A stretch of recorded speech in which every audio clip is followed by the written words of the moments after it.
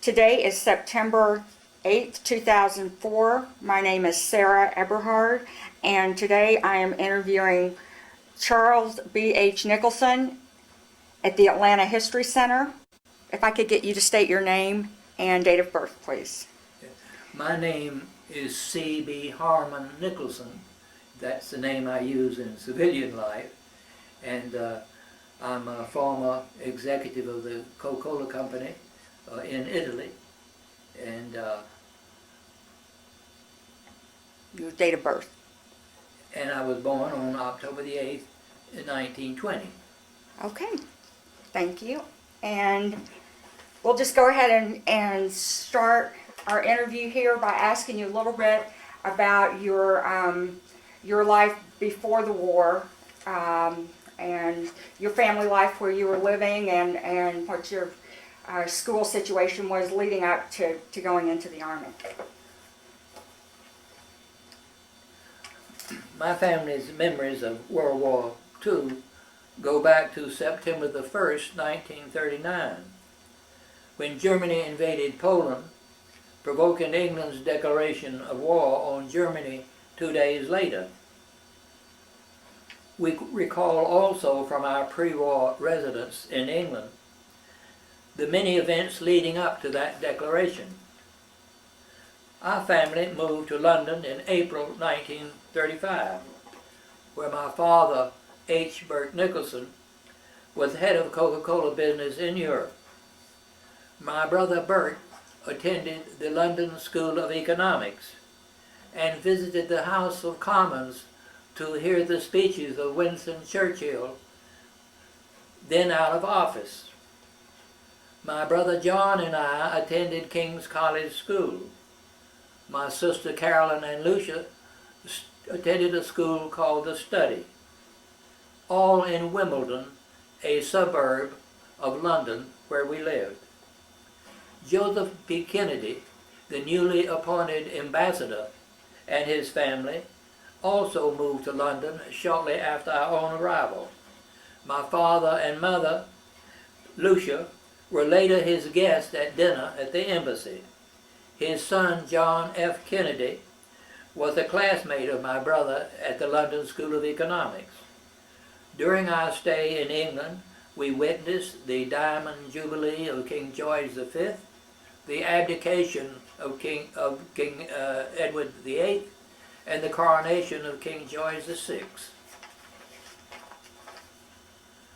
We recall the ominous signs during 1938 and 1939 of the impending war, the issue of gas masks to everyone, the preparation of bomb shelters, the installation of anti-tank guns. My sister Carolyn and I visited the so-called continent in the summer of 1939, and we witnessed military and Hitler Youth parades in Germany and Austria. Returning to that crucial September of 1939, 4 members of my family were then in the United States. My father was here on business. My brother Burt had a job in Springfield, Massachusetts. My sister Carolyn was working in Baltimore, and I had a job at the New York World's Fair before going to college. Meanwhile, in London, my mother was attempting to return to the USA with the 2 younger children, John and Lucia. They were helped to climb through the windows of a train to Glasgow to catch the last passenger liner to leave, the SS Montrose, a Canadian liner. The ship was recalled by the British Admiralty when the Athenia was sunk by a submarine off the coast of Ireland. Following the protest of the passengers, the ship was allowed to proceed at their own risk. My father waited 3 days on the docks at Montreal for the arrival of the ship, which was under radio silence.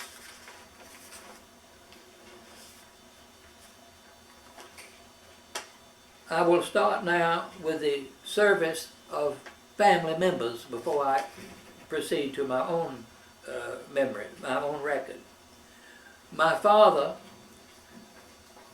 president of the International Division and vice president of sales of the Coca-Cola Company before World War II, was instrumental in providing its product, an essential item, to U.S. forces around the world.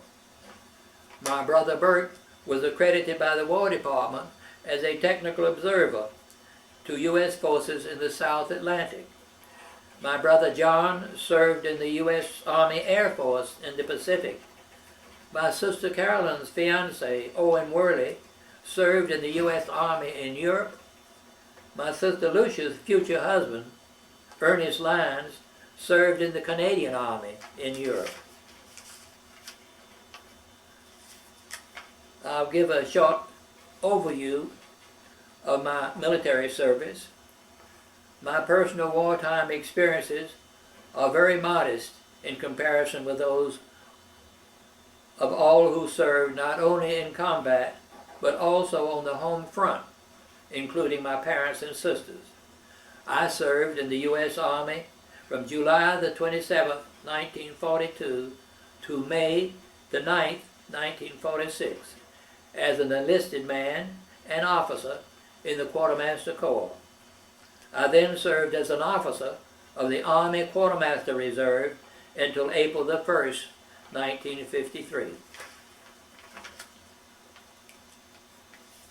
With regard to my service in the USA, after graduating from Princeton in June 1942, and while living with my family in New York City, I was inducted into the Army as a private in July on Governor's Island.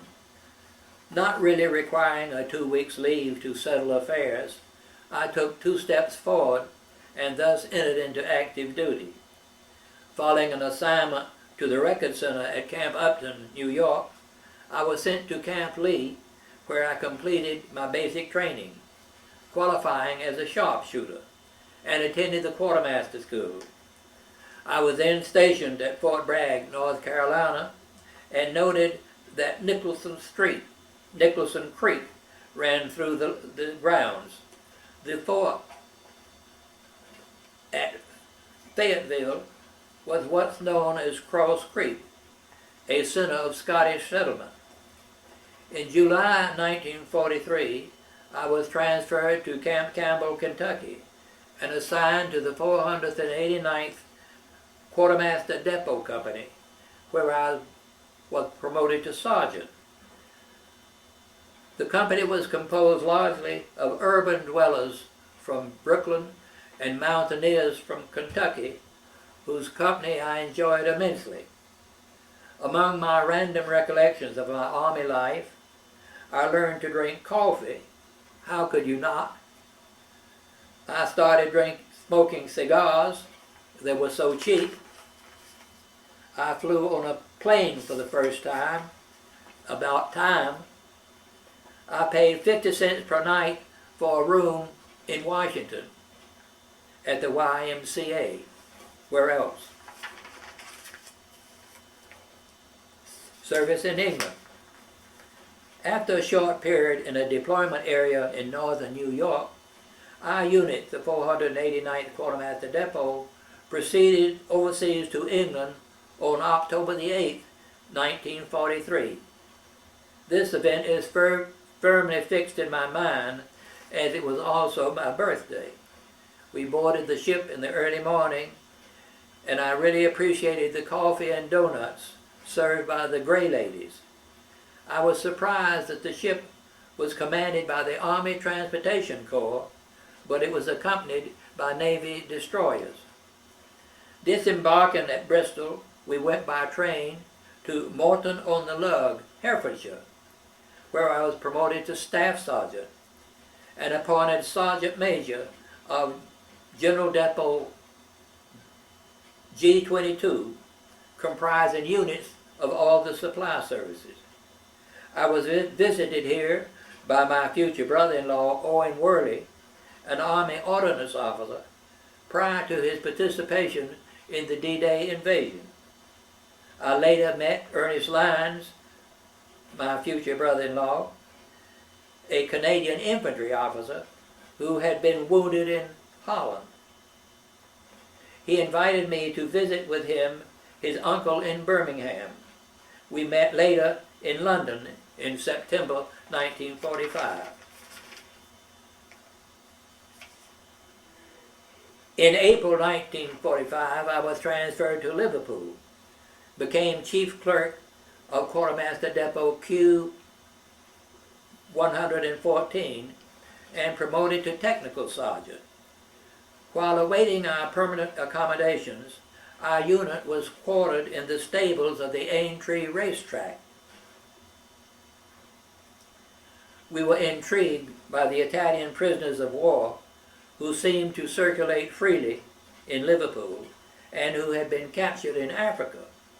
They wore U.S. uniforms that had been dyed green, and their insignia caused much confusion. 1, 2, or 3 silver stars represented second lieutenant, lieutenant, and captain, and not the first 3 ranks of general. From them I learned several words in Italian, which later, repeated to friends in Italy, caused much embarrassment at dinner. I was deeply impressed by the outpourings of grief at the time of President Roosevelt's death on April the 12th, 1945. Churches and stores in Liverpool were draped in black, and his death and funeral dominated the newspapers. I was commissioned a second lieutenant in London and appointed assistant quartermaster at General Depot G45 at Thatcham in September 1945. While on leave with companions in London, we had dinner at the Green Parrot, a small restaurant behind Selwage's, reputed to serve great steaks at moderate prices. Years later, I learned from the Sunday Times that this restaurant served horseflesh, a meat until then common only in France.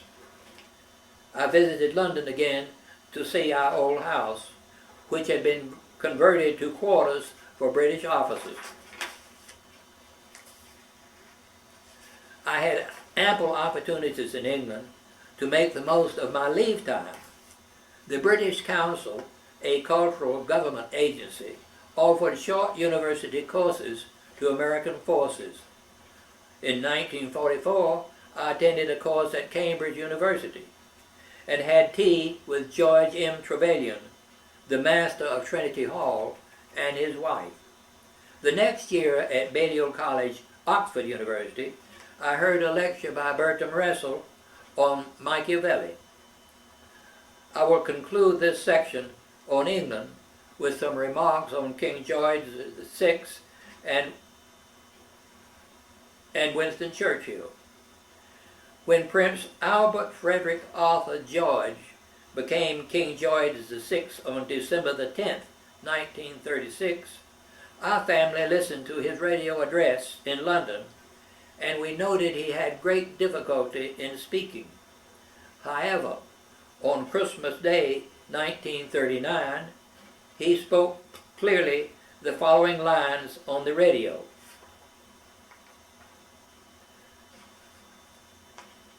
Quoting lines from Minnie Louise Haskins, 1875 to 1937. And I said to the man who stood at the gate of the ear, "Give me a light that I may tread softly, that I may tread safely into the unknown." And he replied, "Go out into the darkness and put your hand into the hand of God. That shall be to you better than light and safer than a known way." In Britain's darkest hour on June the 4th, 1940, after its defeat at Dunkirk, Churchill gave the following speech in the House of Commons. "We shall not flag or fail. We shall go on to the end. We shall fight in France. We shall fight on the seas and oceans. We shall fight with growing confidence and growing strength in the air. We shall defend our island, whatever the cost may be. We shall fight on the beaches. We shall fight on the landing grounds. We shall fight in the fields and in the streets. We shall fight in the hills. We shall never surrender. And even if, which I do not for a moment believe, this island or a large part of it was subjugated and starving, then our empire beyond the seas, armed and guarded by the British fleet, would carry on the struggle until, in God's good time, the new world, with all its power and might, steps forth to the rescue and the liberation of the old.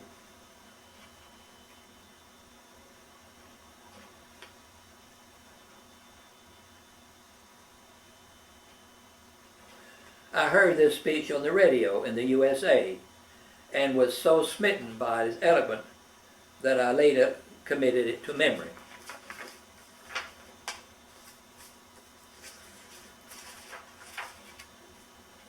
Service in Germany. I was transferred to the 7th Army in Germany in October 1945. Arriving by military aircraft at Versailles, France, I proceeded to the Quartermaster School in Darmstadt, Germany. While visiting the countryside here, I was astonished to come across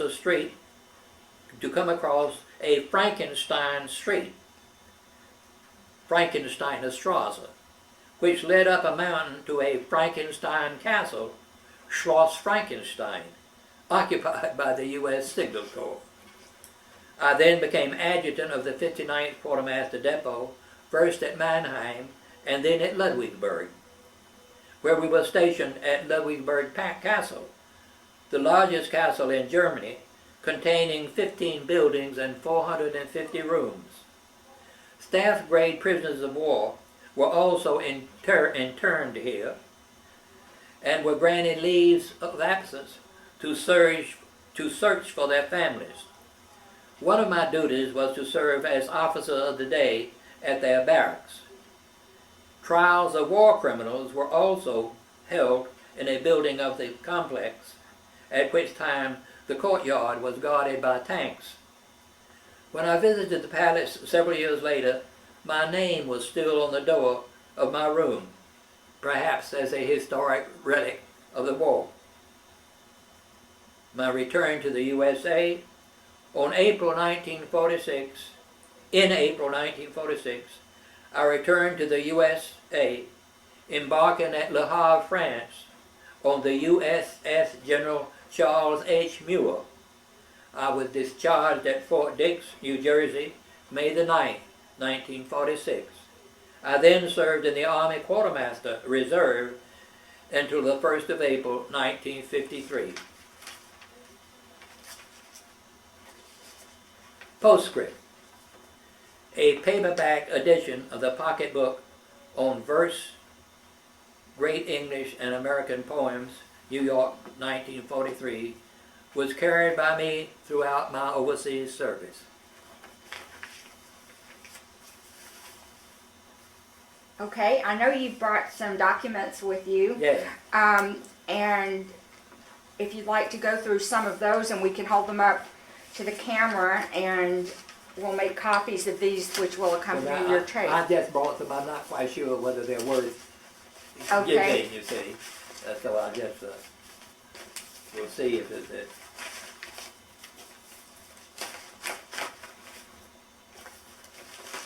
I think that talk takes about 20 minutes. I think it was roughly. And we've got time left on the tape up to an hour. Yeah. And Now I made a lot of mistakes in speaking. Don't worry about yeah. it. Don't worry.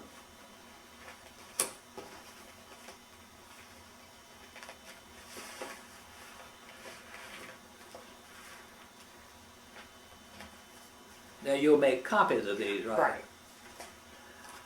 This is my draft card. You have to Okay. turn it on the back.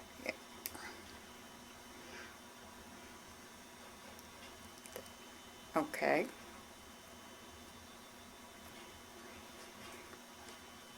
All right.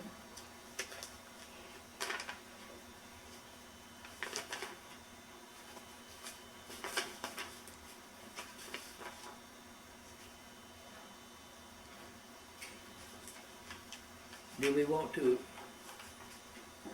show this? Oh, sure. Huh? Yes. Let me. Okay, there we go. If you just want to tell a little bit about this for the, we'll make a copy of it, but if you'd like to just tell what it is there.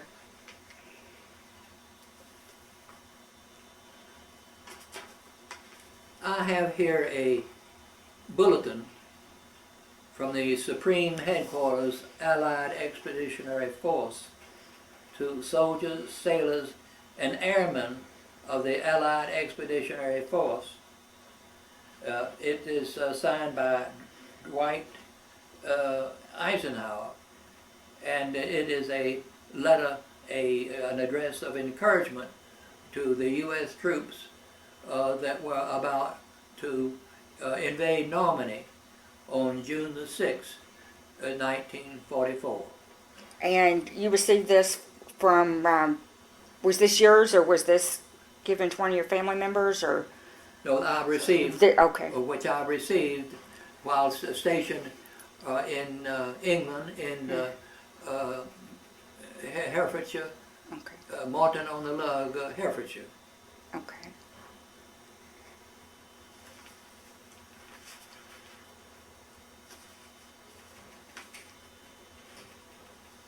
Now, I have here a copy of my direct appointment. Okay. Do you want me to read it? Or? Yeah, I can hold it up and then you can read it to us. All right. I don't think it's worth reading all of that. We'll have a copy. That's Yeah. fine. And, well, I don't know whether I want to read this or not. You just, is it worth reading? Let's see. This is a direct appointment. Okay. There you go. Am I on the That's fine. thing too? Yes. Yes. You just keep going. Okay. You're doing just fine.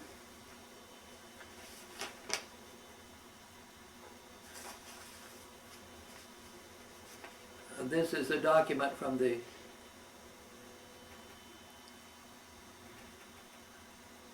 Army Services Forces on 29th of April 1946, in which the Secretary of War has appointed me a second lieutenant in the U.S. Army Reserves.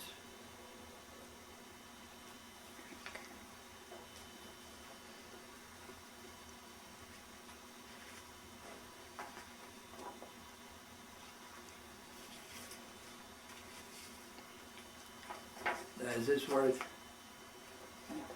This is not personal. I mean, this meant out to millions of people. This is the first time I've seen this one. Why don't you tell us what that is? That's. This is a bulletin from President Truman at the end of the whole war. That is also after VJ Day, and in which he is thanking all of the troops who fought in that war.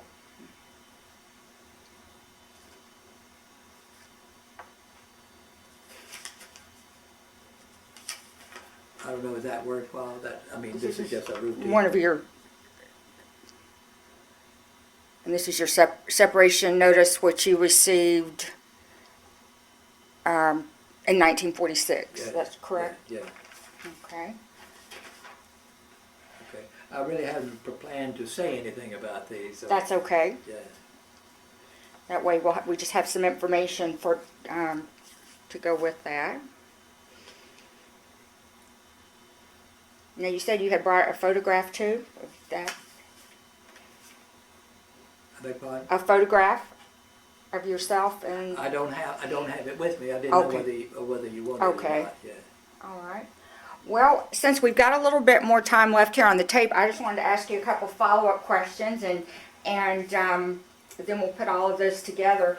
And one thing I wanted to ask you about was how the fact that you had lived in England prior to the war and then ended up back over in the service. How how has that affected your perspective? I mean, it's obviously a little bit different perspective than probably some of your fellow soldiers had, but you know, you were directly exposed to a lot of these events leading up to the war while you were living there, and how did that affect your outlook while you were in the Army?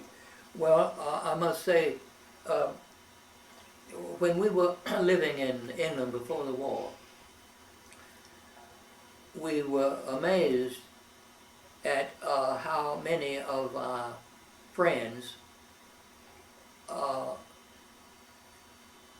were living in a family headed only by the mother, and what a devastating effect World War I had on England. And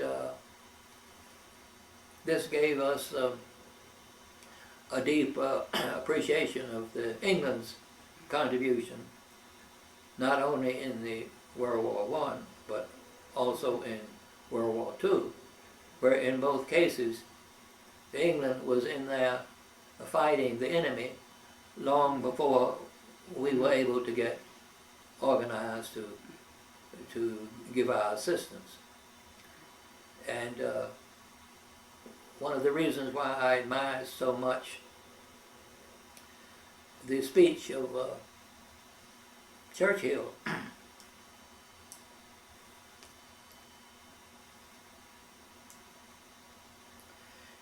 is because of his appreciation of the efforts of the United States.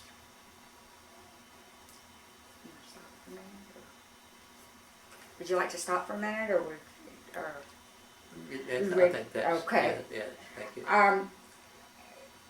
And let's see, when you came back over to England in the service capacity, Yeah. while serving in the Army, what were some of the? I know you were around various units. What were some of the responsibilities that you had and the units you were working with in terms of the logistics of the war?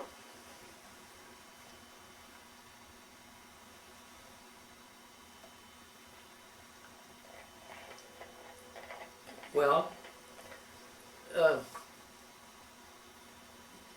most of the supply services went to England in advance, before the arrival of the combat troops in 1944, to set up a series of depots of the various services throughout England. And of course, the Quartermaster Corps was responsible mainly for the supply of uniforms and food to the Army. And I was serving at two large general depots where all the services were stationed, as well as some, also a smaller one that handled only quartermaster. And my job really was primarily administrative. As an enlisted man, I was a staff sergeant and sergeant major. And as an officer, I was an adjutant, which is really the officer's equivalent of a sergeant major. And I was always amused at the fact that the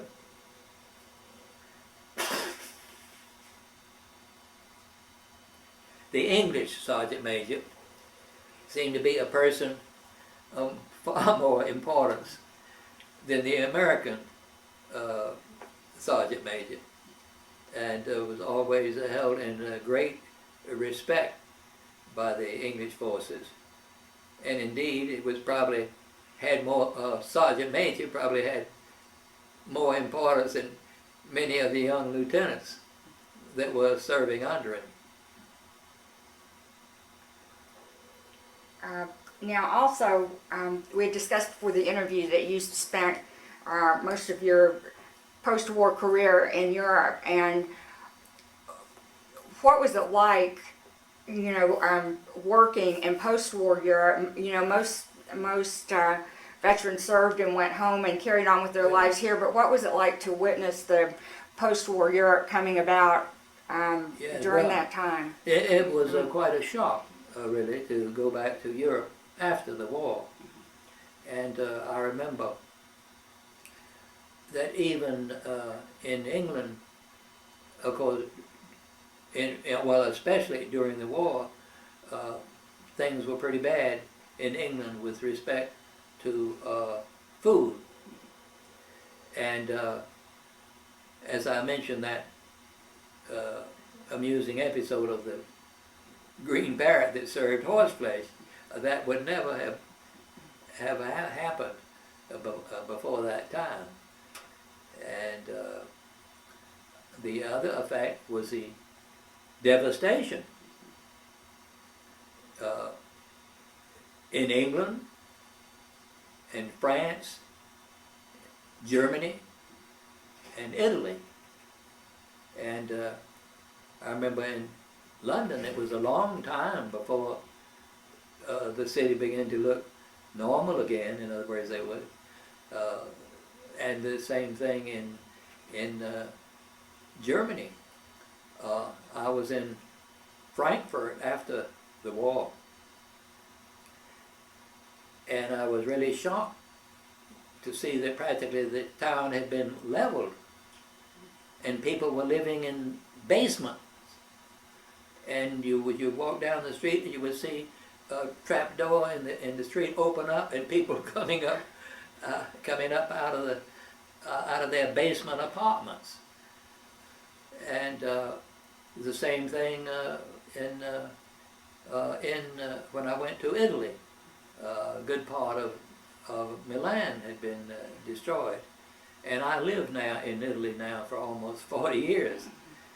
And it took quite a few years before it began to appear normal. Now you had, at what point did you go back to Europe? Was that Well, I went back to Europe just after the war. In other words, in 1946, in May of 1946, I got out of the army, and then a few months later I went back.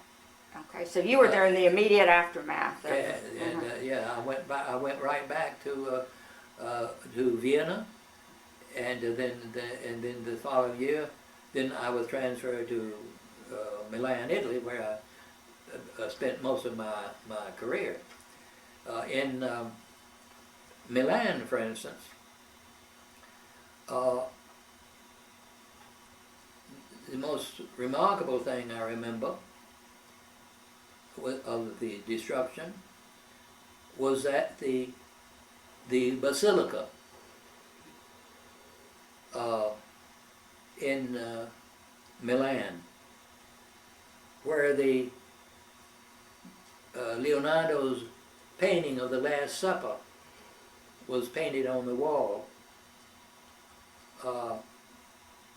was still standing, although the church had been almost destroyed, and the only thing left standing was the wall with the painting of the Last Supper.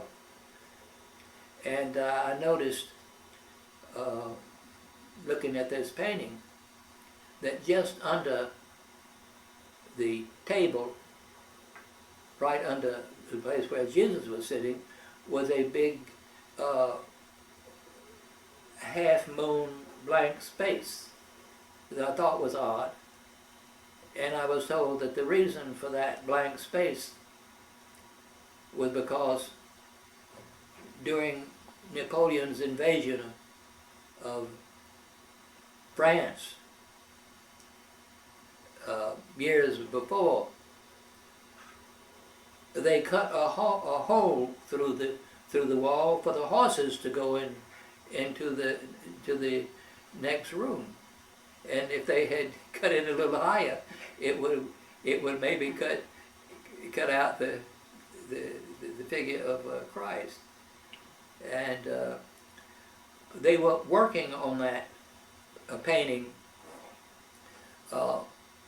as I arrived, and it seemed to me they were still working on the painting in recent years. And I remember that the painting was what they call al fresco. It's on the wall, and in order to restore the painting, they had to inject rubberized pigment. They couldn't paint it with a brush, but they had to inject the painting into the wall like a needle, and that went on for years. And as a matter of fact, that was the first church that I attended when I was in Italy. The church we called the Santa Maria della Grazia, Saint Mary of the Graces. And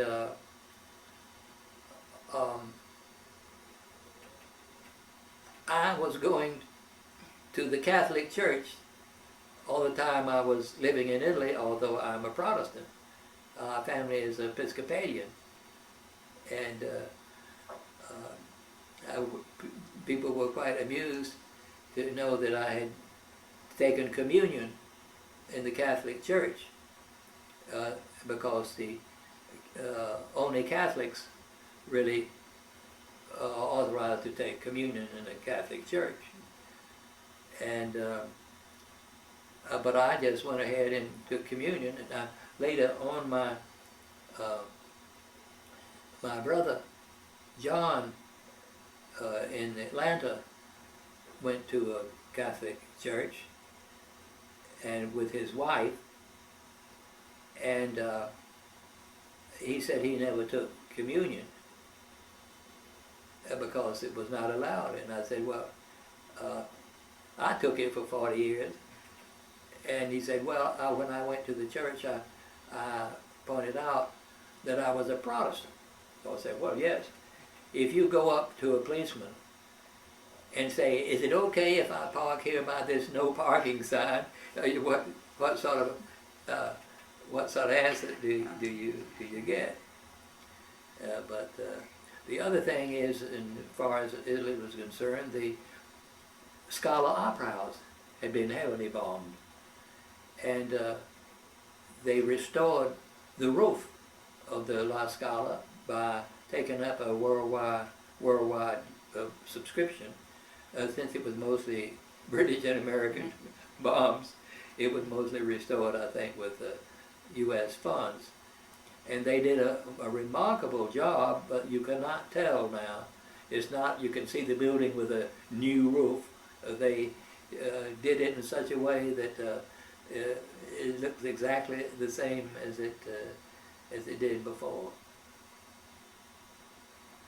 Okay.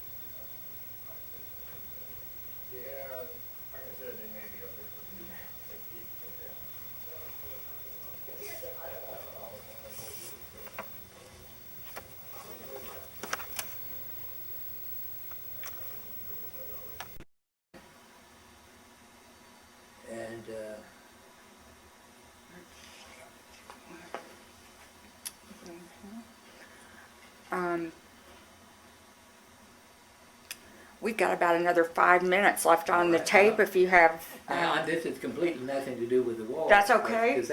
Do they want to hear this? You go right ahead because this is your tape. It's your story, so yes, anything you'd like to add. Well, I mean, I'm just saying this because you're asking me, you know. Yeah, you go right ahead. Well, my brother Burke was made Baron of Balvenie several years ago, and It's okay. he and I are owners of the Balvenie Castle in Dufftown, Scotland. That's in the northeast side of Scotland. And this castle goes back to the late 1200s. And was formerly owned by many of the most important nobles in Scotland, including the Earl of Atholl, who I believe is the head of the only independent army in the world. And I don't know if you saw that film on William Wallace. Let me see. Braveheart? Is it Braveheart? Braveheart, yeah, Braveheart. In that film, you see the old king, Edward VIII, who had gone to Scotland to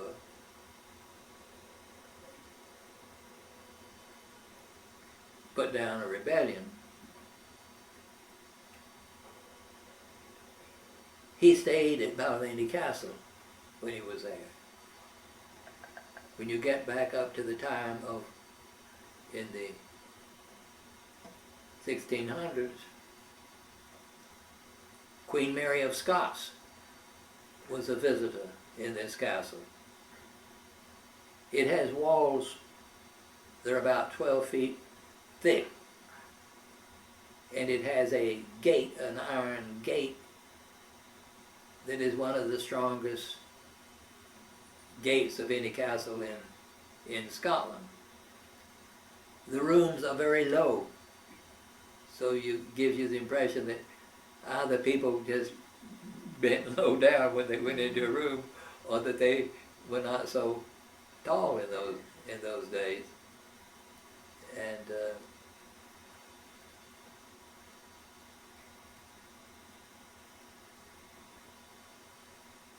well, I think this is about Okay, the extent that's of my great. That we'll recollection. go ahead and conclude with that